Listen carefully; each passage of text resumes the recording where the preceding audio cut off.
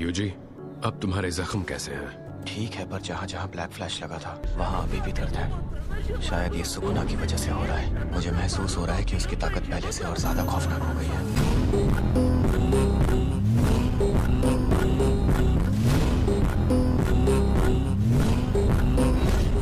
देखो यूजी, तुम मेरी फिक्र छोड़ दो। मेरे हाथों पहले ही बहुत लोगों का खून बह चुका है। मैं फिक्र नहीं कर रहा। सुकुना फुशिगुरो का इस्तेमाल करके कोई बड़ी साजिश रच रहा है, जबकि मैंने ही तुम्हारे भाइयों को मारा। पर तुमने मेरा साथ क्यों दिया चूसो? पर वो सिर्फ एक हादसा था। चलो फिर, फिलहाल शापित आत्माओं की तादाद कम करनी है।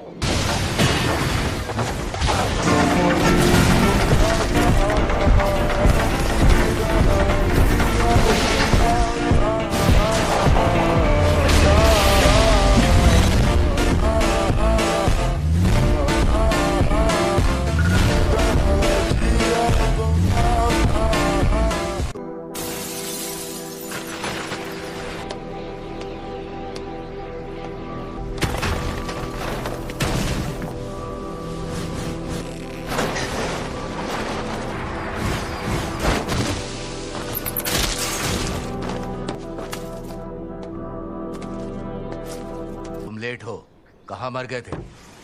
माफी चाहता हूँ, पर मेरे यहाँ होने या ना होने से क्या ही बदल जाएगा। और आप पापा के छोटे भाई होकर भी अनाड़ी रह गए। मेरे सारे बड़े भाई तो एक नंबर के गधे, और जिनीची तो मतलब तुम्हारी शक्ल ही बेकार है। काश तुम शक्लो सूरत से तोजी पर गए होते।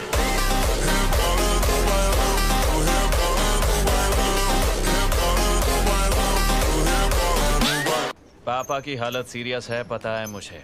अच्छा, तो सब लोग आ गए। नाओबितो ज़ेनिन सर अब इस दुनिया में नहीं रहे।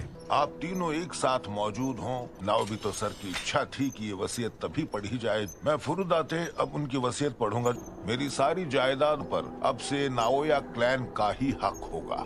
नाओया ज़ेनिन को ज़ेनिन क्लैन का 27वां उत्तराधिकारी नियुक्त किया जाए। हालांकि अगर किसी वजह से सातोरू गोजो मर जाता है, मेगुमी फुशिगुरो का ज़ेनिन क्लैन में स्वागत किया जाएगा। तोजी फुशिगुरो के साथ हुआ समझौता लागू होगा। वही ज़ेनिन क्लैन का अगला हेड बन सारी जायदाद और शापित शक्तियों का वारिस होगा।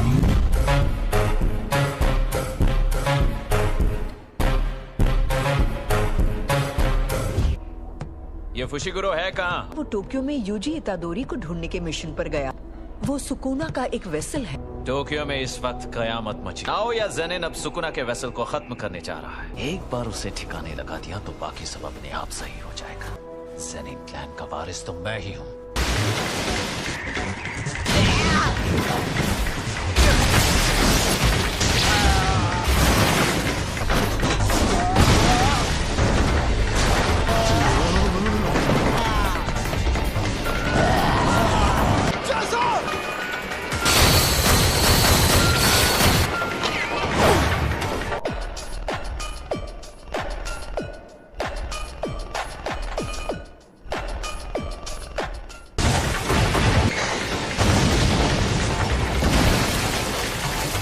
हमारी लड़ाई के वक्त ही मुझे यूजी की ताकत का अंदाजा हो गया था। ये तो बहुत ही भयानक है। शापित शक्ति पर तो काबू है, पर फिजिकल स्ट्रेंथ भी लाजवाब है। अब उसके बार में एक अलग ही तेजी आ गई है, बिल्कुल वॉर गॉड की तरह।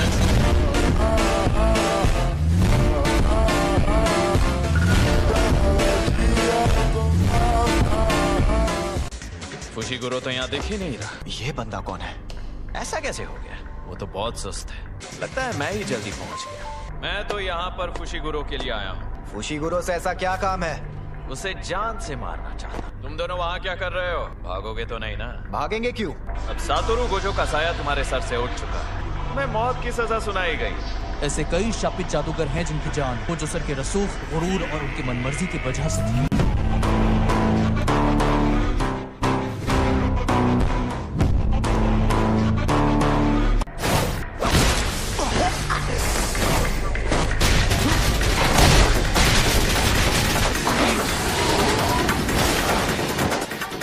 इसकी कोई तो टेक्निक होगी। ये तेज तो बहुत है, मगर कुछ तो गड़बड़ है। मैं तुम्हें हल्का खिलाड़ी समझ बैठा। यार तुम दोनों तो मेरी उम्मीद से बेहतर निकले।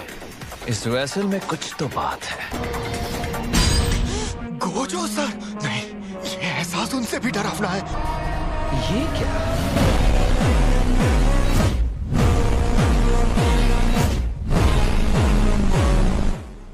वैसे तुम दोनों यूजी के कौन हो? तो इसे यहाँ यूजी को मारने भेजा है। तुम यूटा ओकोत्सु हो ना? अरे रुको भाई, मैं तुम्हारी तरफ हूँ। आपकी तारीफ? मुझे भी तुम्हारी तरह यूजी को मारने का आदेश यूजी। मैं नाओ या जेनिन हूँ, बाकी मेरी कजन है। यूटा? फुशिगुरो ने बताया था वो सेकंड ईयर वाला। हम दोनों का बचकर भागना मुमकिन नहीं है। ये सुनहरे बालों वाला रफ्तार में माहिर है। अकेले संभाल पाओगे? हाँ, संभाल लूंगा। मैं इसे रोकता हूँ, तुम जाओ। लगता है मुझे फुशिगुरो का जिक्र नहीं करना चाहिए था। ये खूंखार लग रहा है। उसकी पावर सातोरु गोजो जैसी ही लग रही है। फिलहाल तुम सिर्फ उस यूटा ओकोत्सु से दूर भागने की फिक्र करो। उससे लड़े तो मौत पक्की।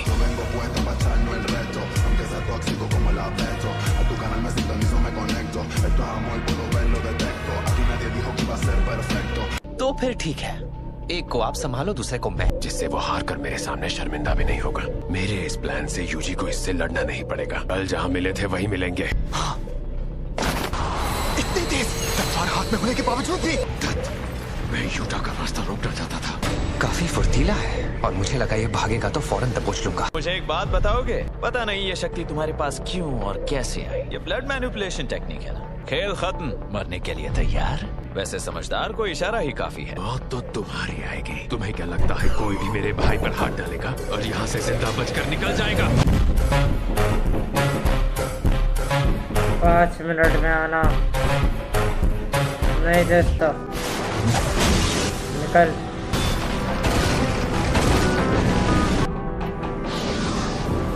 नहीं खोलूंगा। दौड़ेगा तो तू मार खाएगा।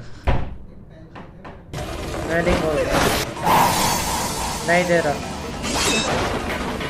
उसे लगी तो जरूर होगी। 10 मिनट में आना है वरना निकल। गार्ड में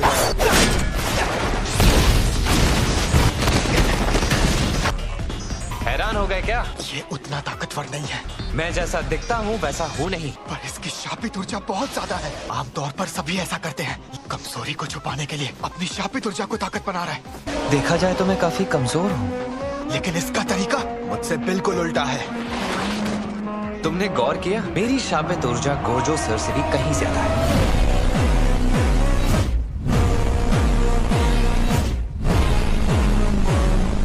जब वो अपनी टेक्निक एक्टिवेट करते हैं तो उनकी शक्ति बिल्कुल जाया नहीं होती। उनके पास 6 आइज शक्ति है। परफॉर्मेंस के मामले में उनके जैसा कोई नहीं। मेरी शापित ऊर्जा खत्म हो सकती है पर गोजो सर की कभी नहीं।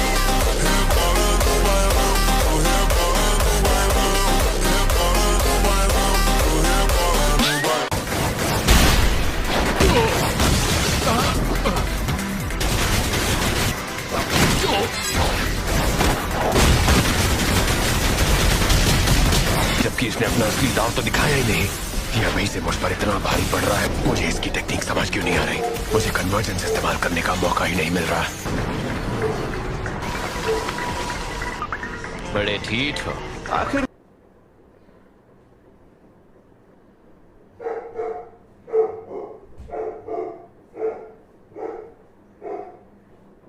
एक बड़ा भाई।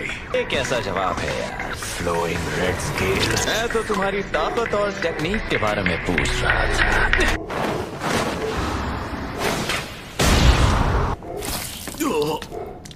तुम हार नहीं मान रहे थे इसलिए मैंने इसे इस्तेमाल कर ही लिया। अपनी ताकत को आंखों की मांसपेशियों पर लगा रहा है ताकि मेरी हरकतों को साफ देख सके। देखते हैं खून को रोकने की जद्दोजहद के बीच मेरा सामना कैसे करते हो। ब्लड मैनिपुलेशन करते हो तो बहता खून रोकना बाएं हाथ का खेल हो। पूरी तैयारी के साथ आए हो? फिर भी तोजी की बुराई करने का एक मौका नहीं छोड़ते। मेरे अपने बड़े भाई निकम्मे हैं जो हथियार लेकर ही घूमते हैं। छोटा भाई बड़े भाई से ज्यादा काबिल हो, इससे बड़ी शर्म की बात और कोई नहीं। तुम अपने भाइयों से नफरत करते हो क्या? बड़ा भाई काबिल हो या ना हो, वो छोटे भाई को काबिल जरूर बनाता है। इसके पीछे उन्हीं बड़े भाइयों का हाथ होगा। आज भले ही तुम बहुत काबिल हो, अगर मैं गलत रास्ते पर जाता हूँ तो अपने छोटे भाइयों को उस रास्ते से बचा सकता हूँ। अगर मैं सही रास्ते पर चलता हूँ, मैं उनके लिए एक रास्ता बना देता हूँ।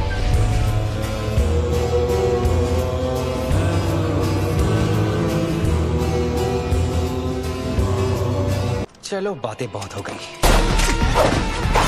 तुम्हारी भी समझना मुश्किल है पर वजह अलग है। जादूगर जितना माहिर होगा उसकी शापित ऊर्जा को समझना उतना ही मुश्किल। यानी उनके बात को समझने तक हम घायल हो जाते हैं।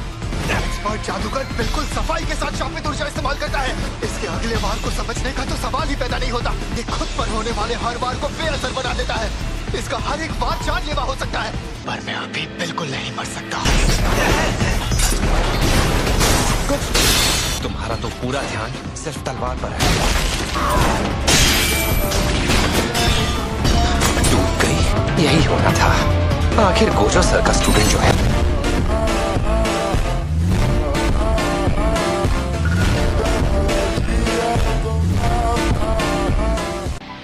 तुम मेरे ताकतवर होने का राज पूछ रहे थे ना? मैंने जो सीखा अपनी गलतियों से सीखा। मेरा कोई बड़ा भाई नहीं था, लेकिन फिर भी मैं अपने भाइयों के सामने कमजोर नहीं पड़ सकता था, और इसलिए मैं इतना